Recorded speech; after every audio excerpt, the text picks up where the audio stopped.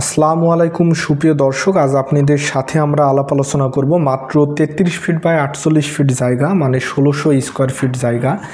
যে জায়গাটা আপনার মাত্র 3.5 শতক বা 2 কাঠার একটু বেশি জায়গার উপর 4 বেডরুমের ফ্লোর প্ল্যান আপনাদের সাথে আমরা বর্ণনা করব। সেই বিল্ডিংটায় কীভাবে আমরা বিল্ডিংটা ডিজাইন করেছি সেটা আপনাদেরকে আমরা এখন আলাপ আলোচনা করব। সুপ্রিয় দর্শক, যারা গ্রাম অঞ্চলে আপনি ব্রিক ফাউন্ডেশন দিয়ে বাড়ি করতে চান তাদের জন্য এই ডিজাইনটা। আমরা কিছুক্ষণের মধ্যে আপনাদেরকে ফ্লোর প্ল্যানটা বর্ণনা করে দেখাবো।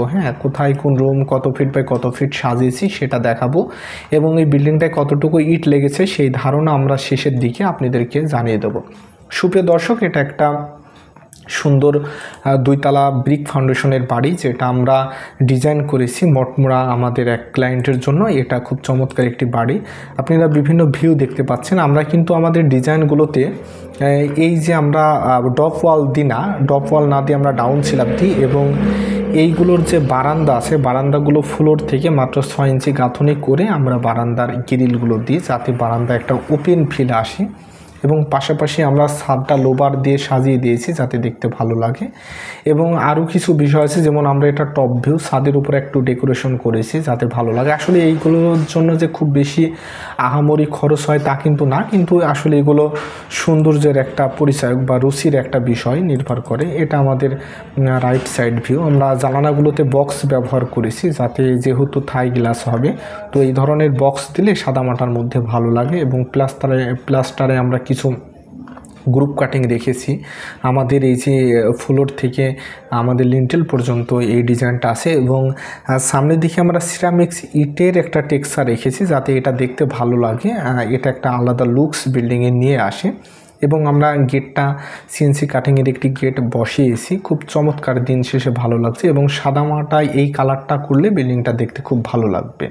সুপ্রিয় দর্শক, এখন আপনাদেরকে আমরা একটু ফ্লোর প্ল্যানটা বর্ণনা করি। এই হচ্ছে আমাদের সেই বিল্ডিংটার ফ্লোর প্ল্যান, যেটা দিয়ে আমরা সিঁড়ির নিচ দিয়ে আমাদের এই গেট দিয়ে ঢোকার পর আমরা অনেক বড় একটি চমৎকার খোলামেলা ড্রয়িং কাম ডাইনিং পাবো, যেটা 24 ফিট বাই 13 ফিট সাইজের। এবং এই পাশে আমরা ড্রয়িং রুমটা পাবো, সোফাটা, এবং এখানে আমাদের ডাইনিংটা। এবং আমাদের সামনে ঢুকে আমরা আমাদের কিচেনটা পাবো, যেটা 7 ফিট বাই 13 ফিট, অনেক লম্বা এবং অনেক আদর্শ মাপের একটি কিচেন। এবং এই 33 ফিট 6 ইঞ্চি বা 48 ফিট 4 ইঞ্চি জায়গার ভিতরে আমরা 4টা বেডরুম করেছি, যেগুলো অনেক বড় এবং স্ট্যান্ডার্ড সাইজের বেডরুম, যেটা 12 ফিট বাই 13 ফিট সাইজের।